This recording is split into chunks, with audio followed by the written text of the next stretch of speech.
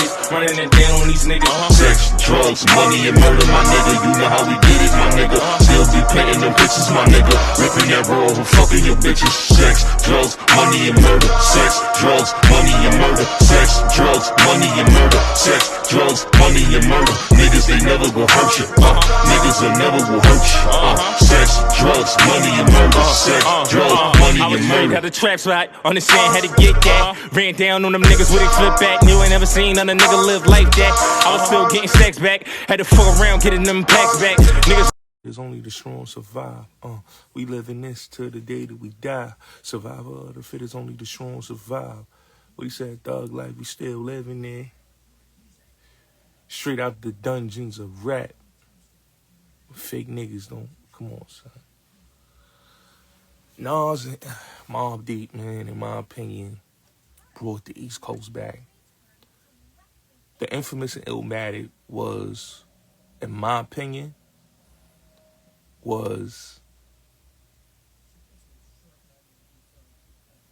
Illmatic was the Chronic of the East Coast, and Doggy Style, in my opinion, was the infamous of the East Coast. You know what I'm saying? Like, if you really look at them two albums, Q-Tip is involved in both projects. You look at like that time period, right? You had Black Moon, you had Onyx, Wu-Tang Clan, Biggie, you know, Jeru the Damager.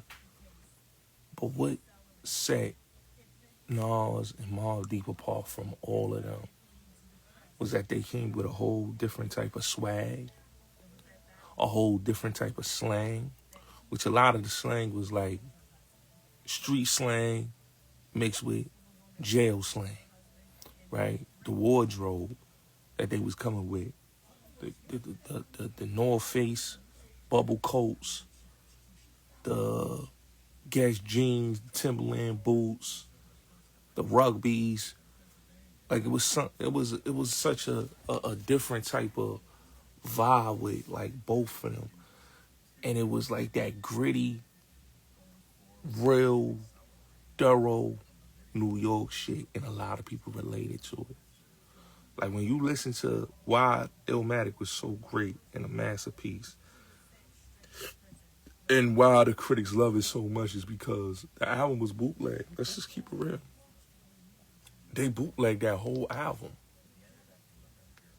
That album was so big and so huge that album went from New York to all other states.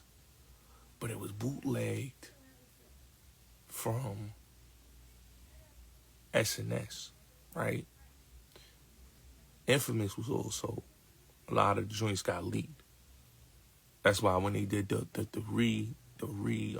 anniversary album, they had to put a lot of them joints back on the anniversary joint, the unreleased joints, the joints that you didn't hear on the Infamous, right? But that album was so heroic and so historic. It was just something different about the vibe that they was coming with, that they just let off. Like, this is how you know Mobb Deep was so great and Nas was so great. That Biggie, if you listen to Life After Death, he was inspired by even the Wu, but he was also inspired by Mobb Deep. That's why if you listen, check the joint he did, Last Days, with the Locks. That's a Mobb Deep inspired record. You listen to that record, Last Days, that's a Mobb Deep inspired record. That's how you know how much influence Mobb Deep had at that time. You know what I'm saying? You heard Pac mention Mobb Deep. You know what I'm saying? You heard Pac mention Mobb Deep. You heard him mention, you know, Nas. He said, yo, I love them little niggas. You know what I'm saying? But he was, at the point, he thought they was, oh, they coming at me. So I'm going to violate, you know. But if you really listen to Pac and you listen to what he was saying, he knew who was the ones that had the city. And the two main dudes that he knew that had the city at that time was Nas and Pac, was Nas and Mobb Deep. I mean, and it's nothing to take nothing away from Big. It's nothing to take nothing away from the Wu. But it was something special about Mobb Deep that you can't really take nothing away from, because this is dudes that came, their first album was considered a flop. And then to come out with the second album, and the second album, you know, erase the memory of the first album. People don't even talk about Juvenile Hell unless you was into Mobb Deep before that. People go is focused on Infamous. That's how great that album was and the body of work that came with it. That it was that the storytelling was so fire. Like when I listen to Temperature Rising, it's like listening to One Love. You understand what I'm saying? The shout out to the homies that's locked down. You know what I'm saying? Like it was so much joints on it. I was like, yo, it was so surreal because it told a story about Queensbridge that you would have never thought of. Like, and that same thing with Nas, because Nas, in my opinion, he opened up the floodgates. You know what I'm saying? And like if I go biblical, right? Nas was like Moses parting in the Red Sea. You understand what I'm saying? And like Mobb Deep was really the ones that really came with it. They came with it. They came with it. And Nas came with it too. And it was like you couldn't really see another group did what them dudes did. And that's really what was really legendary.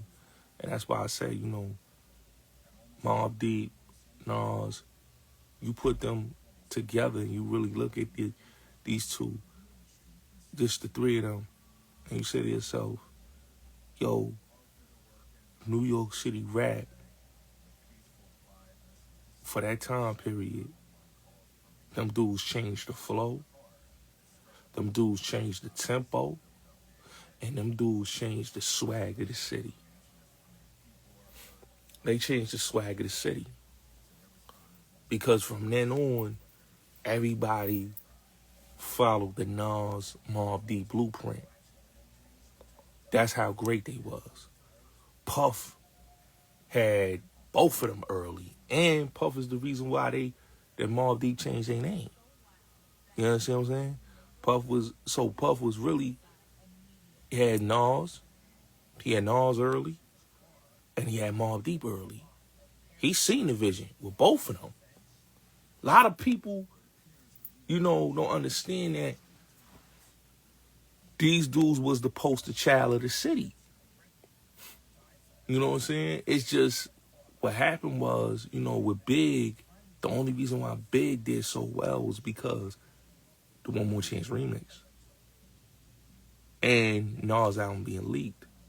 But his album would have sold way more. It would have sold way more. Infamous did good, you know, but a lot of the songs had got leaked off the Infamous. You know what I'm saying? So I always say, like, the impact of them dudes, man, like, always struck to me. Like, you will never see another tidal wave like when Nas and Mobb. That's why, like, when Nas and Mobb Deep, when Nas, P, and Havoc linked up, it always was legendary. Always was fire. You know what I'm saying? Like, when you see them two, when them three link up on a song, it always was legendary. Always went crazy. I don't care. It was P and Nas. It was Havoc, P and Nas. it's always been legendary fire. That's why on the second album, P is on there, live nigga rap. Havoc on there, on the setup joint. Like, it just shows you, like, they style meshes with each other. That's why Nas is on their album. He on the Infamous, and he on, I think he also on Hell on Earth, if I'm not mistaken. And he on Murder Music. So they styles always meshed. Always meshed. You know what I'm saying? I don't care what nobody say. If you listen to Nas and Mobb Deep, they styles always mesh. That's why they should have been, in my opinion, with all the drama that went on with the crews, yo, they could have did a crazy album together. Because they was like in my opinion, I felt like Nas was like the third member of Mobb Deep. Because they was one of the dopest trios in my opinion. Like when they on a record together, when Nas and P and Havoc on a record together, them niggas go crazy. You know what I'm saying? Bar for bar, P and him go crazy together. Like, that's how amazing them dudes is. But you already know what it is. Your boy Bill Scotty. So